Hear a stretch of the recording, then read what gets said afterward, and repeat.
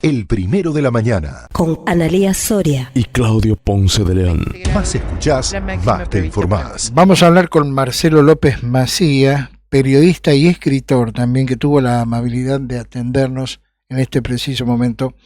¿Qué tal, Macía? El gusto de saludarlo. Ponce de León lo saluda. Hola, Ponce de León, ¿qué tal? ¿Cómo te va? Un gran abrazo. Lo mismo digo. Bueno, es un hombre muy joven usted. No, tengo unos cuantos años en periodismo, No. ¿Ah, sí? Bueno. Tengo 42 años en periodismo, no, bastante. Ya lo creo. Y 62 de edad. Bueno, un hombre joven igual. Usted tiene un libro que está siendo muy monitoreado. He escuchado mucha gente hablar de este texto, porque tiene que ver con un gobernador, vamos a ponerle las comillas a esto, un gobernador estrella en estas horas, que está deshojando la margarita, se acompaña o no al gobierno de Javier Milei, como es Gerardo Zamora, ¿no? El texto sería el libro negro de Gerardo Zamora. Y si bien esto tiene una faz periodística, la realización que hizo usted, pero tiene un sentido comercial, yo pretendo nada más conocer algún ítem que quiera destacarnos de este libro negro de Gerardo Zamora, si es que puede. Sí, es un gobernador que conocemos poco, porque, por ejemplo, tiene un montón de prácticas que son similares a las de su vecino, de Gildo Infran. Sin embargo, Infran está demonizado y Zamora no aparece. Ha sido muy hábil en el manejo de la pauta publicitaria. Casi todos los medios de Buenos Aires, está las carreras de MotoGP que se corren ahí en Río Hondo, invitaciones también para lo que sería la parte turística. Ha sido muy hábil para moverse y prácticamente no han ido a hacerle grandes investigaciones, pero cuando uno analiza lo que ha ocurrido, ha habido jueces presos, periodistas presos, ha habido asesinatos, pero muchísimos, ahí los consignamos en el libro, ha habido cosas muy graves, médicos también que han metido presos. El libro arranca diciendo que dio un giro de 360 grados, ¿no? Pues todos recordamos, año 2002, 2003, gobernaban los Juárez todavía, esta dinastía que durante 50 años se impuso en Santiago del Estero. Estaba Nina Aragonés de Juárez, que era la esposa de Carlos Juárez, y ocurrió un crimen que en aquel momento conmocionó al país, como el caso María Soledad, fue el doble crimen de la dársena, ¿no? Uh-huh. Patricia Villalba, Leila Bayar, fueron dos chicas que mataron y tiraron en un descampado. La provincia se intervino por el escándalo, y Néstor Kirchner puso a Doctor Pablo Lanusse como interventor. Correcto. Y apareció entonces en escena en el 2005, hace 20 años, como candidato al que era intendente de Santiago del Estero, Gerardo Zamora, que por entonces tenía 40, joven, radical, aparecía como progresista, defensor de los derechos humanos, y ponemos un giro de 360 grados porque 20 años después es como que volvimos al punto de partida, y hoy la provincia vuelve a vivir en medio del miedo. Hay un solo poder, porque Zamora maneja no solamente el Ejecutivo, sino también el Legislativo y en buena medida la justicia, y la prensa está absolutamente callada, al punto que tuve que ir yo a hacer un libro, porque lo podrían haber hecho cualquiera de ellos, pero te llega inmediatamente el vuelto, ¿no? La represalia. Así que es como que Santiago involucionó, pasaron 20 años y desde el punto de vista por lo menos institucional está como antes. El contenido del libro, y que usted nos está relateando una partecita del mismo, sorprende desde el punto de vista, no de estos gobernadores feudales del interior, que ya tenemos una vasta experiencia en conocerlos, sino desde el punto de vista que fue uno o es uno de los hombres que algunos quieren para el nuevo peronismo en la República Argentina, y por otro lado uno de los hombres que pretende cautivar el presidente Milei para que sus 7 diputados y 3 senadores, es decir, tienen manejo de los senadores oficialistas y el de la supuesta oposición en la provincia, voten a favor de las leyes enviadas por Milei. Digamos, ¿cómo se entiende esta suerte de encandilamiento, ¿no?, desde Buenos Aires para que Zamora esté, digamos, deshojando una suerte de margarita?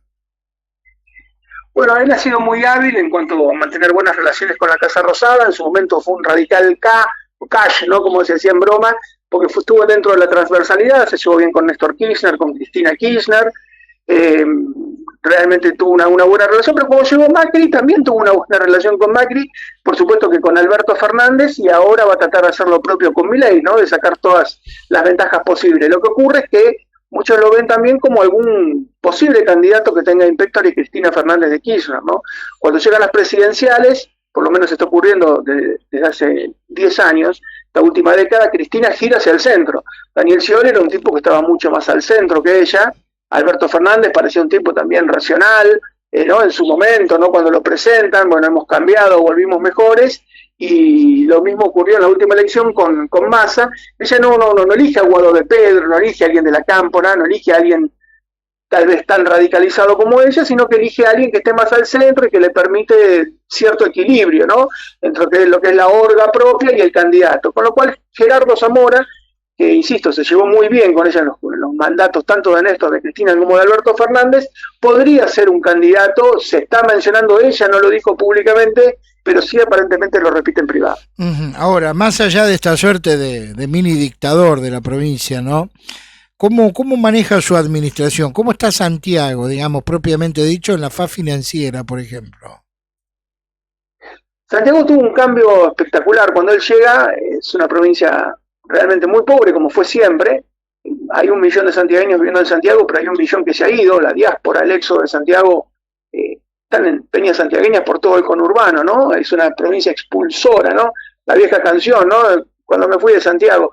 Ha sido una provincia paupérrima, pero la tecnología, sobre todo en los últimos 20 años, le ha dado una gran oportunidad, ¿no? Apareció esa soja transgénica y resistente al estrés hídrico, resistente al calor. Entonces logró que de repente campos que eran improductivos se hayan vuelto muy, pero muy productivos. Claro. Greenpeace denuncia que arrasó Zamora en los 2 años que tuvo de gobierno 1 millón de hectáreas de una cuña boscosa que es muy importante, porque es la segunda cuña boscosa más importante, ¿no? La del Chaco salteño después del Amazonas. Bueno, arrasaron 1 millón de hectáreas, llenaron de soja, pero al mismo tiempo mejoró mucho el rodeo, que es lo que pasó con Paraguay y lo que pasó con Brasil, ¿no? Que Brasil en el Mato Grosso, Brasil es el principal exportador hoy mundial de carne bovina, porque mejoraron mucho con los brangus. Empezaron a hacer cruzas con razas que soportan el calor, que soportan mucho más de lo que soporta una vaca normal, y bueno, con este híbrido que fueron logrando, tanto Paraguay como Brasil, y en este caso Santiago del Estero, mejoraron mucho el rodeo, con lo cual una provincia que no tenía minería y que no tenía producción, de repente en los últimos 20 años los campos valen mucho. Porque se puede poner soja, maíz, sale muy bien el maíz, y se pueden poner también un rodeo vacuno muy importante. Esto hizo que hubiera un avance sobre los campos que fue mortal. Ahí lo contamos en un capítulo. Han sacado a la gente a los tiros, la han sacado a los tiros de los lugares. Bien. Es impresionante lo que ha pasado, ante una indiferencia o por lo menos un silencio de Buenos Aires, que si hubiera sido en otro lugar realmente hubieran puesto el grito en el cielo, ¿no? Pero en el caso de Santiago siempre hay una excepción. Estamos hablando con el periodista y escritor Marcelo López Macía. Naturalmente el libro negro de Gerardo Zamora ya está a la venta, digamos, tenemos idea del costo del ejemplar, cómo conseguirlo. Sí, está a la venta, no sé exactamente cuánto vale, pero calculo que debe estar en el orden de los 20 o 25 mil pesos. No va a ser fácil que se venda en Santiago, ¿no? No va a ser fácil que se venda en Santiago porque sí, una Santiago parte, está realmente tabicado. Una parte importante de Santiago, sí. El periodismo de el periodismo de Santiago es tremendo, porque Zamora ha logrado que prácticamente no haya voces disonantes. Creo que hay apenas un portal que se llama Visión Santiago, pero después en general todo lo que es radio, televisión, lo que son los diarios, todos los medios tradicionales le responden. Hay una sola voz. Pero bueno, buscaremos la manera de que pueda entrar, ¿no? Aunque sea online o de alguna forma se pueda conseguir. A mí me sorprende mucho, porque está Zamora también muy vinculado con Pablo Tobillino, y en este momento en el cual es cadena nacional todo el tema de Chiqui Tapia, de Tobillino y de la AFA, cómo no explota el tema de Santiago, ¿no? Y bueno, es como que llega hasta cierto punto, ¿no? Y cuando deberían investigar a Zamora, deberían investigar a Tobillino, que es en la práctica el que maneja la AFA, y es un tipo que ha hecho, no sé, que se entrega el coro de Santiago del Estero, no solamente esté peleando otra vez el campeonato, sino que haya ganado títulos, que le haya ganado al Flamengo en el Maracaná, todas cosas absolutamente ilógicas quien es futbolero sabe que el fútbol de Santiago del Estero nunca existió. Es decir, nunca hubo un equipo con peso. Usted está subrayando un punto muy, muy importante. Los mismos periodistas y medios, colegas, que hablan permanentemente de lo nefasto que es el Chiquitapia y Tobillino, no hablan de Zamora, que es contradicción, ¿no? No, y la final de este campeonato, como las de casi todos los campeonatos, se juegan en Madre de Ciudades, en Santiago del Estero, y insisto, el fútbol santiagueño nunca existió realmente, nunca tuvo ninguna relevancia ni ningún título, y ahora tenemos un Central de Córdoba campeón, jugando ahora los cuartos de final, que le ganó al Flamengo en el Maracaná, o sea, cosas que jamás uno hubiera soñado, ¿no? Pero bueno, están ocurriendo porque de alguna manera a Santiago del Estero le ha servido a la AFA y le ha servido a Tobillino como la base desde la cual operar, ¿no? El Central Córdoba es un club que maneja prácticamente Tobillino, y dentro de esta locura de cosas cae Rosario Central y caen todos los clubes que supuestamente están cercanos, Barraca Central o Deportivo Riestra, a la AFA, pero muy, muy poco se dice de Zamora. Bien, por último, yo sé que todavía está en proceso todo esto, no sé cuánto tiempo más le demandará poner en circulación otro libro que tiene que ver con algunos acuerdos entre la expresidente Cristina Fernández y el hoy presidente Javier Milei. Yo no pretendo espolearle esto, créame, pero sí, si es que puede, podamos conocer un muy breve adelanto. Sí, son unos 100 pactos que uno no los ve, bueno, algunos sí como ficha limpia, ¿no? Cuando cae ficha limpia en el último momento y nadie entiende qué fue lo que pasó en el Senado, aparecieron 3 senadores misioneros que responden a Carlos Rovira, el ex gobernador, y diciendo, bueno, nos pidió Milei que no salga ficha limpia. Desde el oficialismo dicen, bueno, lo que pasa es que queríamos que Cristina fuera candidata para poder polarizar con ella, pero bueno, no es un caso, insisto, van a ser 100 casos. El más llamativo y el más tremendo son los medios de comunicación. Uno ve que hay un montón de medios de comunicación que se dedican desde la mañana a la tarde a la noche a pegarle a Milei, ¿no? Hablemos de C5N, Radio 10 y todos los portales que responden al kirchnerismo. Pero cuando uno va a ver, todos esos portales y todos esos canales y esa radio están sostenidos por Milei, están sostenidos por YPF, Aerolíneas Argentinas, Banco Nación, el ANSES, el PAMI, el Ministerio de Salud. Entonces uno dice, ¿cómo puede ser que desde el Estado Nacional se sostenga medios que muy posiblemente no pudieran hacerlo, ¿no? Por ejemplo, CNN no se pudo quedar, quien estaba operando CNN cuando Milei le cortó la pauta se tuvo que ir, y ahora CNN desde diciembre se cerró la radio, se cierra el canal y vendrá otra gente, pero quienes estaban operando no se pudieron sostener. Ahora, ¿por qué a nivel nacional se hace a nivel internacional con CNN y no se hace a nivel nacional? ¿Por qué se sigue sosteniendo esos medios que lo único que hacen es criticar? Bueno, esos pactos, cuando entras a ver, la gente que maneja aerolíneas es de la Cámpora, la gente que maneja YPF tiene que ver con el kirchnerismo, la gente que maneja ANSES y PAMI. En cada una de las 33 empresas del Estado no han puesto un management del Macri, han puesto un management que ya venía con Massa, que ya venía con Alberto Fernández, con Cristina y con la Cámpora. No han tocado prácticamente a nadie. Estamos hablando de cajas de miles de millones de dólares por año que siguen en manos de la misma gente a la cual ellos critican. Bueno, solo me resta preguntarle si entre tanto tema y tanta letra que usted está escribiendo, aparece algo. No me dé el contenido, ¿no? Porque si no, no tendría gracia comprar el libro, pero si aparece o no algo relacionado a la Corte y a la reforma constitucional. No, todo lo de la Corte fue un escándalo. La Corte fue un escándalo. Esta es una Corte, cuando estaba Maqueda, ¿no? Absolutamente anticristinista. Hubo 20 fallos, en los 20 desarmaron, ¿no? Rosenkrantz y Rosati los puso Macri y a Maqueda lo puso Duhalde. Entonces, siempre en contra de Lorenzetti, a quien pusieron los Kirchner, ¿no? Y lo cierto es que esa corte era una corte tremenda para Cristina Fernández de Kirchner y también para Milei. Podríamos enumerar, insisto, 20 casos en los cuales siempre la corte, en los últimos fue prácticamente mandarla presa, ¿no? A Cristina. Y a Maqueda, cuando cumplió 75, le hicieron saber que no le iban a otorgar una prórroga, siendo que él no la había pedido. Y Maqueda, que no habló durante 20 años, estaba muy caliente y cuando dejó la corte dijo, miren, la verdad que yo ni siquiera llegué a pedir la prórroga y me avisaron de que no la podía pedir cuando eso jamás se hizo en la historia argentina. Entonces hay un enorme interés de Milei y de Cristina por rediseñar la nueva corte, posiblemente pasarla de 5 a 7 miembros, muy breve.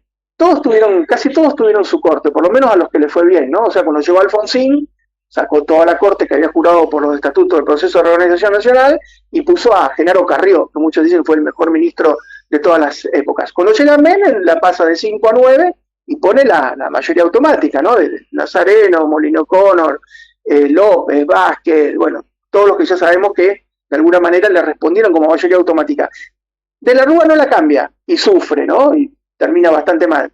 Pero cuando Duhalde incorpora a Maqueda, y cuando llega Kirchner, una sola vez en 4 años habla en cadena nacional. Y habla para destituir a Nazareno y cambiar la corte. Fue la única vez que pidió una cadena nacional. Y rediseña su corte, ¿no? Y pone a Zaffaroni y, bueno, Carmen Argibay, Elena Hayton de Nolasco, arma una corte completamente distinta, Lorenzetti, y tiene su propia corte.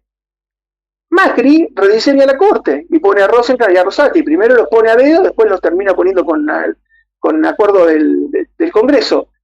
Alberto no la puede cambiar y le inicia juicio político. Entonces, si vemos los últimos 42 años, todos intentaron tener su propia corte. Milei intenta tener su propia corte en sociedad con Cristina.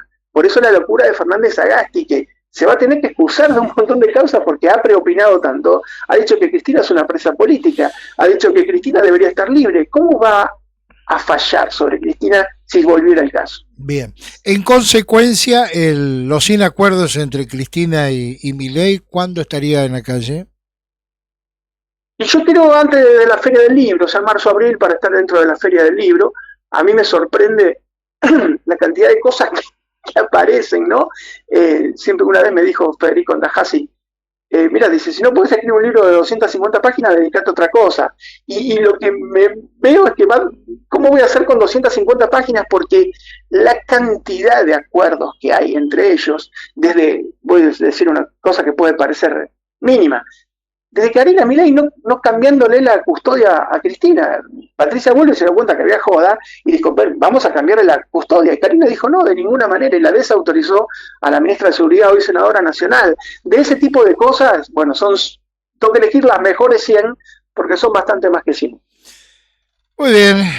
Marcelo López Macía, periodista, escritor, con nosotros, aquí en Cadena Premium. Marcelo, gracias por su gentileza en atendernos y ojalá que el libro que ya está en circulación tenga todo el éxito del mundo.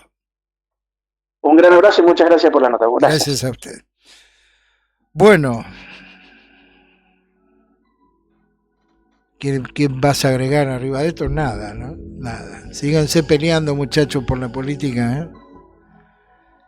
Sigan pintándose la cara con Milei a muerte, con Cristina a muerte, hagan el papel de boludos, mientras otros la pasan bien. Desgraciadamente el fanatismo está logrando este tipo de cosas en la República Argentina. Es tremendo el fanatismo. No podés hablar del gobierno, la corrupción de Cristina estaba bien, ¿no? O sea, hay 1000 argumentos para justificar el choreo del gobierno nacional. Porque es como una suerte de certamen, ¿no? El que roba menos que el otro parece que tiene derecho. No, es ¿no? el que roba mejor. Y te corren por ahí, por la izquierda, como si nunca antes uno hubiera hablado del kirchnerismo. Sí, tal cual. Esto no es una cuestión de cantidad, sino de calidad. ¿Quién roba mejor, con más discreción, con más? No es lo mismo robarte con la cripto que robarte con leche en polvo. Claro. Para los comedores. Sí, es otro nivel. Es otro nivel. Es otro level. No hay ninguna duda de eso. Sí, sí. El tema es, a mí me asombra mucho ver mucha gente que uno considera razonable, medianamente formada e informada, cómo son capaces de tirarse arriba de las granadas a la hora de defender determinados personajes de la política argentina. De inmolarse. Claro, a incendiarse a lo bonzo, más o menos. Defendiendo posiciones, pero no es cuestión de defender. Como no hay mejor defensa que un buen ataque, ellos no defienden a Cristina. Ellos atacan al otro. Fue Macri en su momento. Macri no.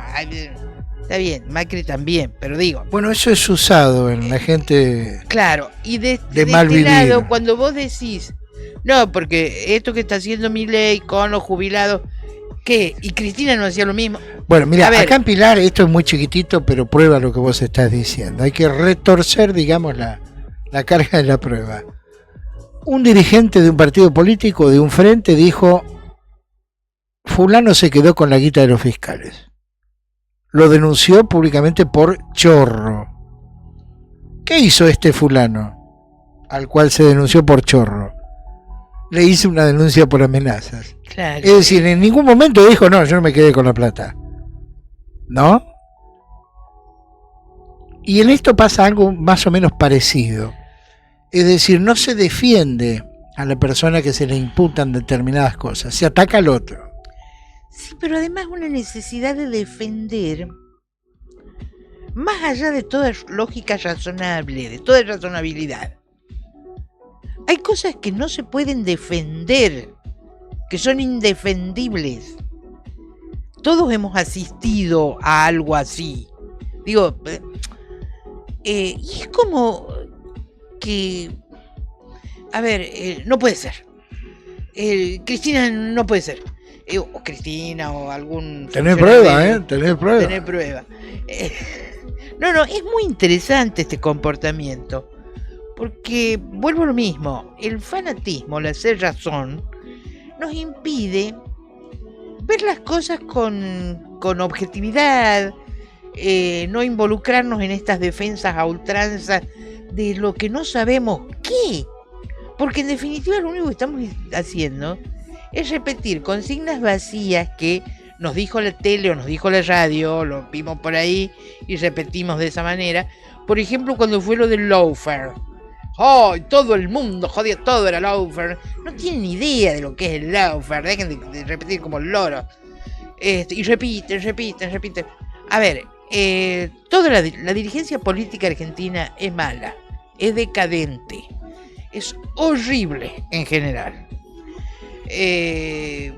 Llena de vicios, de malos modos, carente de formación, bastante analfabeta, lo lamento por los analfabetos, pero digo, bastante poco ilustrada, poco dada a la lectura, al razonamiento, al pensamiento. Digo, tenemos una clase política que la verdad es bien mortal. Bueno, ahora, si vamos a defender eso, estamos en problemas. Si no reconocemos que tenemos esa dirigencia y la defendemos y matamos y morimos, estamos en problemas. El primero de la mañana. 100% periodismo.